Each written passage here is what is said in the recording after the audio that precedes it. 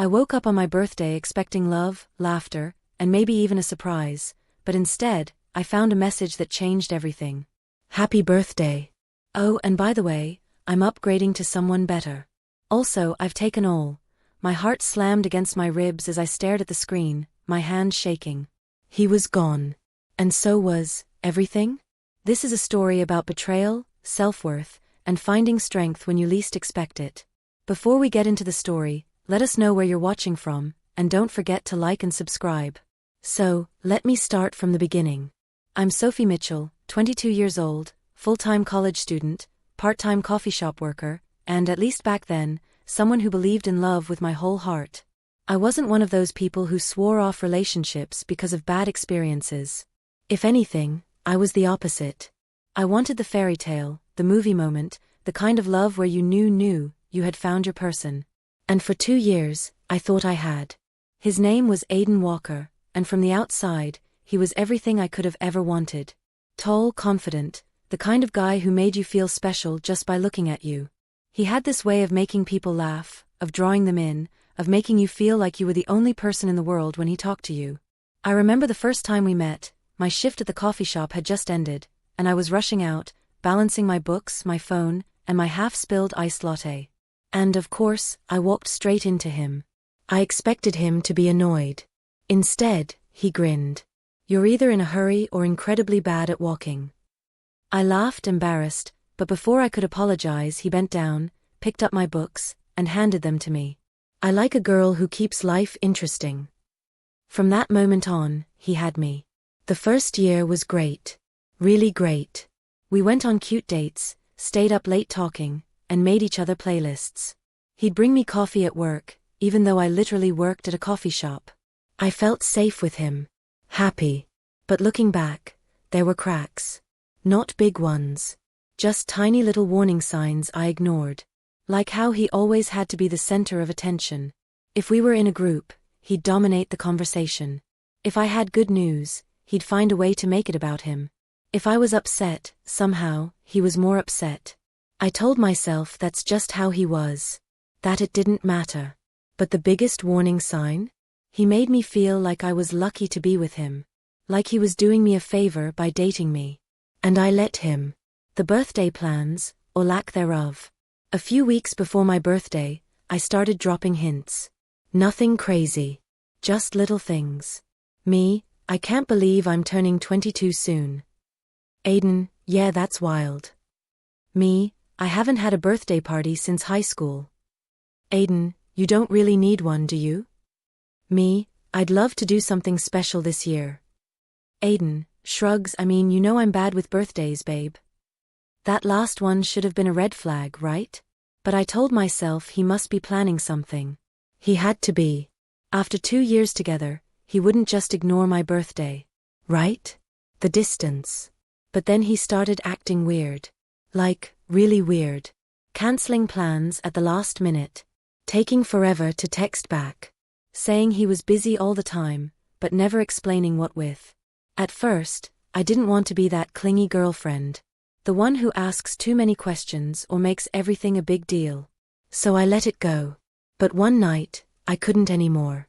We were supposed to hang out, and shockingly, he bailed. Again. I called him. Aidan, what's going on? What do you mean? You've been distant. And don't say I'm imagining it, because I know I'm not. He sighed. Sophie, you're overthinking this. I've just been busy. Not everything is about you. Ouch. I remember sitting there, phone still in my hand, trying not to cry. I should have pushed harder. I should have listened to my gut. But instead, I apologized. Sorry. I didn't mean to be annoying. His voice softened. It's fine. Just, trust me, okay? And like an idiot, I did. The last night before everything fell apart. The night before my birthday, I tried to be positive. Maybe he was planning something. Maybe he'd surprise me. So before bed, I sent him a text. Can't wait to see you tomorrow. Love you. And waited. And waited. Nothing. I told myself he was asleep. That I was overthinking again. I put my phone down, curled up under my blanket, and forced myself to sleep. And when I woke up the next morning, I had no idea my entire world was about to shatter. I woke up with that jittery, excited feeling you get when you know it's going to be a good day.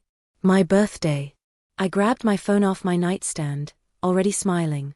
Aiden's message had to be there. Maybe even something cute, one of those long heartfelt texts that boyfriends send. But my lock screen was empty. No notifications. No happy birthday, babe. No missed calls. I frowned, unlocking my phone. Maybe he sent it late, and I just slept through it? But nope. Nothing. My chest felt tight, but I brushed it off. Maybe he's waiting to say it in person.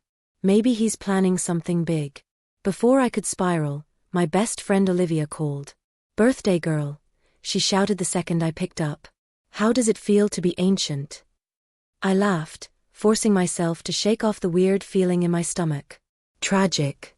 My knees are already giving out." She snorted. "You and your grandma knees. Okay, tell me, has Aiden done anything yet? Did he surprise you? Is he taking you somewhere fancy?" I hesitated. Not yet." She went quiet. Too quiet. "Liv," I sighed. "Don't start." I wasn't going to say anything. "You totally were." "Fine. But only because I care. I don't want you getting your hopes up just for him to," she cut herself off. "For him to what?" "Nothing. Look, maybe he's planning something. Maybe he's waiting to build the suspense. Just, whatever happens, you deserve to feel special today, okay?" I smiled, even though a small part of me didn't believe her. "Okay." We talked for a little while longer before hanging up, and I spent the next few hours trying not to check my phone every 5 seconds. By noon, I gave up pretending. Still no message. The weird feeling in my stomach turned into something worse. And then, as if the universe was playing some cruel joke, my phone dinged. A text from Aiden. Finally. I clicked it open, already exhaling in relief. But the second I read the words, my breath caught in my throat. "Happy birthday. Oh, and by the way, I'm upgrading to someone better. Also, I've taken all." What? My heart slammed against my ribs. I reread the message, thinking I had to be hallucinating. That maybe, this was some kind of sick joke. But it wasn't. Aiden was gone. And so was everything? The moment everything crashed down. I sat frozen, phone still in my hands, fingers gripping it so tightly they ached. What did he mean, taken all? My stomach twisted as I realized, our apartment. I shot up, grabbing my keys, barely registering the fact that I was still in my pajamas. I ran out the door, down the street, breath coming fast and shallow as I reached the apartment we shared. Or used to share. I fumbled with my key, shoving it into the lock and throwing the door open. The second I stepped inside, my brain short-circuited. Half the apartment was empty. The couch? Gone. The TV? Gone. My laptop? Gone. Even the stupid air fryer I bought for us. And then I saw the note. Sitting on the kitchen counter, written in his lazy, messy handwriting. "Hope you don't mind, I took what I needed. Have a great life, sophomore." My legs wobbled, and I reached for the counter to steady myself. What I needed. He had needed to gut our home like this? I felt sick. This wasn't just a breakup.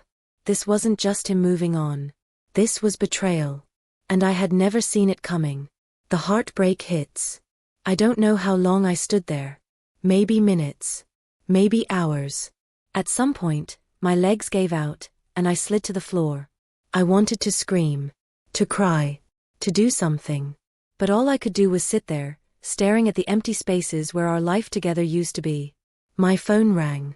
I barely had the energy to glance at it, but when I saw Olivia's name, I answered. She didn't even say hello. "Sophie? What's wrong?" And just like that, I lost it. The tears I had been holding back came flooding out, my body shaking with silent sobs. "Liv," I choked out. "I'm coming over," she said immediately. "Stay there." Reality hits, and it's worse than I thought. 15 minutes later, Olivia burst through the door, her eyes wild with worry. She took one look at the apartment, at me, and her face hardened. "What the hell?" I wiped my face, swallowing hard. He took everything. She knelt beside me, hands gripping my arms. What do you mean everything? I gestured weakly around the apartment. The couch. The TV. My laptop. My throat tightened. Even my stuff. My clothes, my books. Gone. Olivia's face darkened. That prick. I laughed, a broken, humorless sound. Yeah. She sat back on her heels, running a hand through her hair. Okay. We're going to fix this. First, we're getting your stuff back. Second, we're... She stopped. Her eyes were locked on my phone, which was still in my lap. Sophie, she said slowly, I think you should check something. A sinking feeling settled in my stomach. Check what? She licked her lips. Your bank account. I stared at her. Then slowly, my fingers moved. I opened my banking app, my heart pounding so hard it felt like it was trying to escape my chest. I tapped on my account. The balance popped up. And everything inside me collapsed. $0. No. No. That bastard, Olivia breathed. He drained you. I could barely think, barely breathe. He hadn't just left me. He had stolen from me. Everything. And the worst part? He was proud of it. Because the next thing I saw, the thing that made my vision go blurry with rage, was his newest Instagram post. A picture of him, sitting at a fancy restaurant. A girl beside him, her face turned just enough that I couldn't see her clearly. The caption? New beginnings. Some people just aren't worth the effort. My breath came out in a ragged gasp. I had never felt pain like this. But underneath the pain, something else started to build. Something sharp. Something angry. And in that moment, I made a decision. Aiden might have taken everything. But I wasn't going to let him take me. I don't remember much about the rest of that day. It was like my body moved on autopilot while my brain refused to catch up. 1 second, I was staring at my phone, Olivia's voice just background noise in the distance. The next, I was back on the floor, knees pulled to my chest, feeling like my whole world had just crumbled. Aiden was gone. My money was gone. My stuff was gone. And worst of all, I had no idea who I was without him. Breaking down. Olivia sat next to me, her arm draped over my shoulders. Say something, she whispered. I shook my head. I don't know what to say. My voice barely sounded like my own. Then don't say anything. Just breathe, okay? I tried, but every inhale felt like swallowing broken glass. Everything we had, every memory, every inside joke, every late-night conversation, was real to me. And the worst part? I thought it was real to him too. But it wasn't. I was just convenient. A stepping stone. A way for him to live comfortably until something better came along. The betrayal burned more than the loss itself. I wasn't just grieving Aiden. I was grieving the person I thought he was. A best friend's rage. After a while, Olivia sat back with a sharp exhale, her knee bouncing. Okay, she said, voice tight. I know this isn't what you want to hear right now, but we need to do something. I blinked at her. About what? About him, Sophie. He can't just do this to you. He literally stole from you. She gestured around the half-empty apartment. Not just your things, your money. That's illegal. He robbed you. I swallowed hard. She wasn't wrong. But all I could do was stare at the wall, numbness creeping in. I don't have the energy to fight him, I admitted. You don't have to, she said. Let's at least check if we can reverse the bank transfer. And if not, we go to the police. The police. I closed my eyes. I could already hear Aiden's voice in my head, laughing. Oh, come on, babe. Are you seriously gonna make a big deal out of this? And the worst part? A few months ago, I probably would have said no. But not this time. Okay, I said softly. Let's check the bank first. The stolen money, and no way to get it back. It took everything in me to open my banking app again. The last time I checked, my balance had been at 0. But I needed to see it with my own eyes again, just in case. Maybe this was all some cruel mistake. Maybe it was a glitch. But no. Aiden had transferred every last cent. And worse? It wasn't just a transfer. It was a Zelle payment. Olivia's breath hitched. Wait, that means I can't reverse it, I finished, voice hollow. He knew exactly what he was doing. Bank transfers could sometimes be undone, but payments through third-party apps? The bank wouldn't do a thing. The only way to get my money back was if he sent it back. And I already knew he wouldn't. Olivia clenched her fists. That piece of... I shook my head, dropping my phone onto the counter. It's gone. She looked at me, her expression unreadable. So what now? I exhaled slowly. I don't know. The social media nightmare. A few hours later, after Olivia had forced me to eat something, I finally gathered the courage to go on Instagram. And what I saw. It made my stomach drop. Aiden had posted another picture. Him and the other girl, now with her face fully visible. She was gorgeous. Tall blonde, the kind of effortless beauty you'd see in a magazine. They were at a luxury hotel, champagne glasses in hand. The caption? Finally with someone who knows my worth. I felt like I had been punched in the gut. Olivia saw it too, her jaw dropping. Are you kidding me? Aiden didn't just leave. He didn't just steal from me. He wanted to humiliate me. And he was succeeding. Because right now, I had never felt smaller.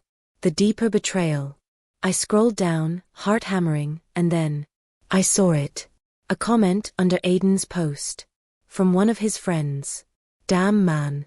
When did this happen? Thought you were still with Sophie. Aiden's response? Nah bro.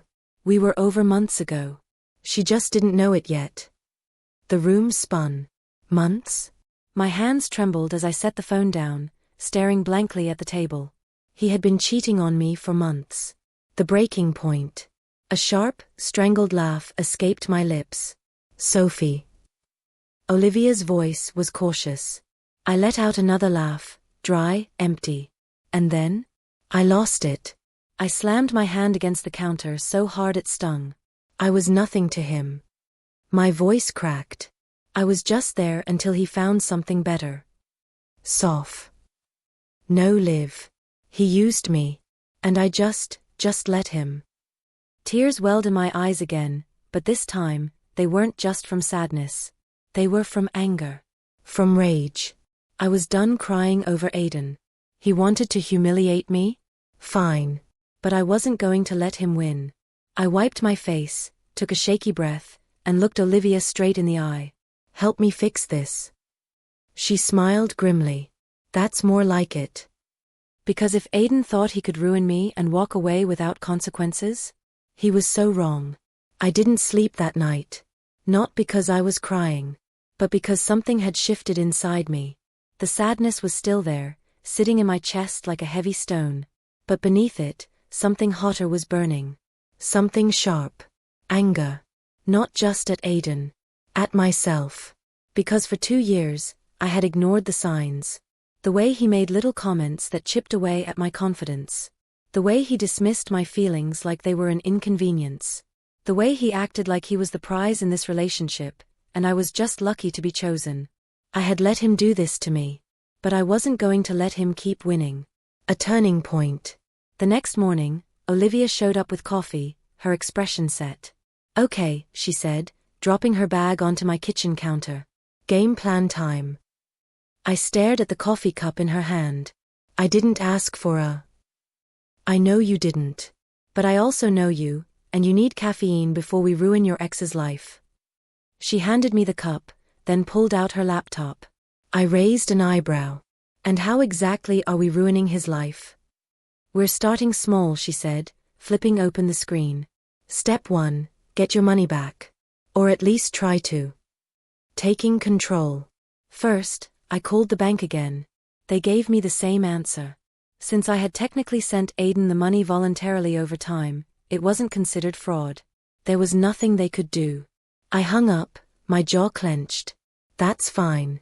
I have other ways. Olivia grinned. Now that is the energy I like to see. I started small, blocking him on everything.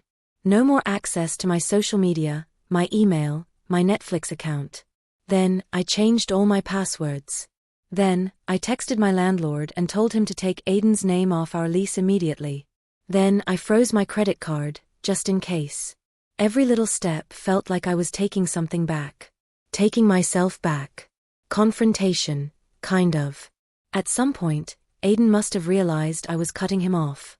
Because at exactly 3:14 p.m., my phone buzzed with a message from an unknown number. But I knew who it was. Aiden, babe. Come on. This is dramatic. I stared at the message for a full 5 seconds before showing Olivia. She let out a sharp ha. Oh, now he wants to talk? I started typing back, fingers shaking with adrenaline. But Olivia snatched the phone from my hands. Nope, she said, locking the screen. We are not engaging. But, Sophie, he wants a reaction. He wants to pull you back in. Don't give him that power. I swallowed hard. She was right. So instead of texting back, I turned my phone off completely. And for the first time since this all started, I felt lighter. Aiden's mask slips. But Aiden wasn't done. Over the next 2 days, he sent more messages. At first, they were casual. Aiden, you're really going to block me? After everything we've been through?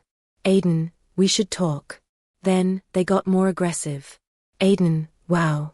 I always knew you were immature, but this is next level. Aiden, grow up, Sophie. And finally, when I still didn't respond. Aiden, it was just a joke. Babe, I messed up. Let's fix this. That one almost got me. Almost. But then I remembered that less than 48 hours ago, he had called another girl his upgrade. And any lingering emotions I had? They vanished. The ultimate decision. The old me would have crumbled. The old me would have believed him, would have thought, maybe I'm being dramatic. Maybe I should just hear him out. But I wasn't the old me anymore. I didn't owe Aiden my time. I didn't owe him my energy. And I definitely didn't owe him forgiveness. So instead of replying, I deleted his number. For good. And when Olivia saw what I did, she grinned. That, she said, deserves a celebration. I let out a shaky laugh. Like what? Like whatever you want, she said. Because guess what? You don't have to live in Aiden's shadow anymore. You're free. And for the first time in a long time, I believed her. Freedom. It was a strange word. For 2 years, I had shaped my life around Aiden, his moods, his opinions, his schedule. I hadn't even realized how much space he took up in my world until he was gone. And now? Now, that empty space didn't feel like a loss. It felt like a blank page. A fresh start. Focusing on me. I threw myself into my business idea, the one Aiden always said was too risky. I'd been hesitating for months, afraid to take the leap. But now? Now I had nothing to lose. I started small, selling handmade jewelry online. Olivia helped me set up a website, and within a few weeks, I made my first sale. It wasn't much. But it was mine. And that felt better than anything Aiden ever gave me. The best kind of karma. One afternoon, Olivia burst into my apartment, out of breath and grinning like she had just won the lottery. You are not going to believe what I just heard, she panted, hands on her knees. I raised an eyebrow. What? She held up her phone. And there on the screen, was a screenshot from social media. Aiden's new upgrade? The girl who was supposedly better than me? She had dumped him. And not just dumped him. She had cleaned him out, his bank account, his electronics, even his car. Olivia cackled. I guess she upgraded too. I blinked. Then, without meaning to, I laughed. Not a bitter laugh. Not an I'm still hurt laugh. A real, genuine laugh. Because this was poetic justice. Aiden's last attempt. A week later, he texted me. Aiden, I miss you. I stared at the message for a long time. Not because I was tempted. But because for the first time, I saw Aiden for who he really was. Not some untouchable, perfect guy. Not someone I had to impress or hold on to. Just a boy. A boy who lost the best thing in his life. And that wasn't my problem anymore. So I deleted the message. No reply. No second thoughts. Just peace. The lesson learned. Aiden breaking my heart was the best thing that ever happened to me. Because he didn't break me. He freed me. I thought I needed him. But in reality, I just needed me. And now, I was finally living the life I deserved.